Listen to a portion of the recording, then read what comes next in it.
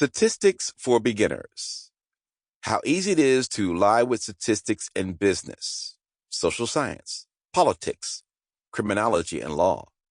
Written by Bob Mather, narrated by Cliff Weldon. Introduction. You wake up one morning to Alexa playing the music you love. You groggily step forward towards the bathroom where the mirror shows you the weather outside.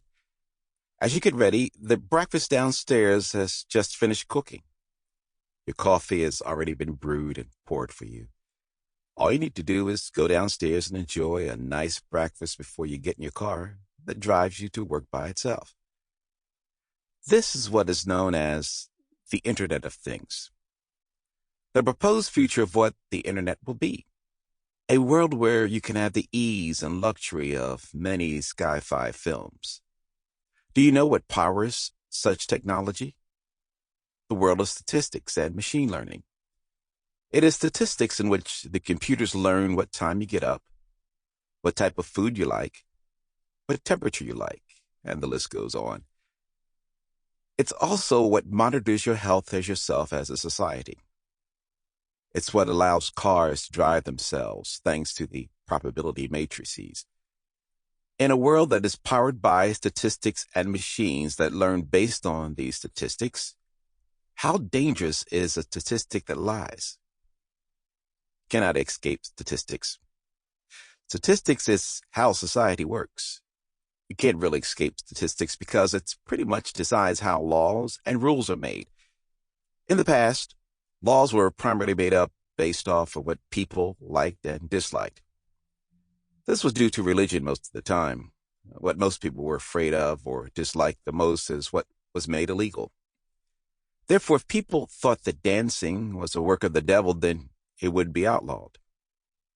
The problem is a lot of people like dancing, and some of the things that were illegal should not have been illegal. This is where you have several different problems lined up in a row. You can't make laws on subjectivity. Subjectivity is where the law is subjective to the circumstance that it was created in. Therefore, something like not singing on the beach with your shoes off in Florida is subjective.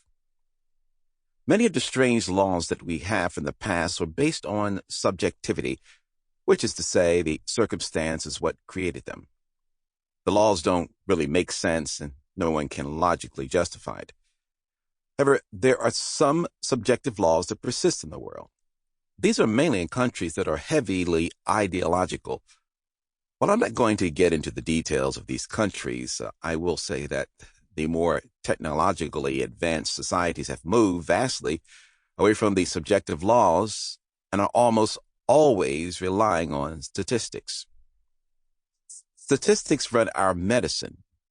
I think the best place to exemplify where statistics are used the most is in medicine. Medicine is literally decided by statistics. Let's say that you wanted to release a new drug on the market.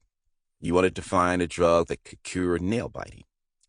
The first thing that you would do is you would hire a bunch of researchers, or you would research it yourself.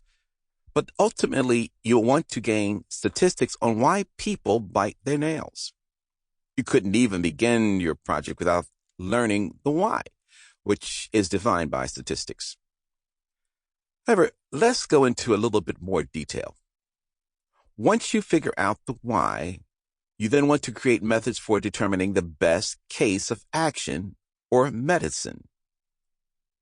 You'll want to run a sampling group of different medicines that were known to help with nail biting. In this sampling group, you want to measure which one was the most effective, and that will be done with statistics. I could go on and on, but I think you see the point. Medicine is defined by how successful it is, and that is defined by statistics. Statistics make our laws. I think the best case example of where statistics defines our law is the case of child safety. Most of the time, you hear the gun laws being associated with the violence against children. In fact, many of these guns that are banned have been banned because of how effective they are at causing death. The only problem is that it's a bit flawed. Sample complete. Ready to continue?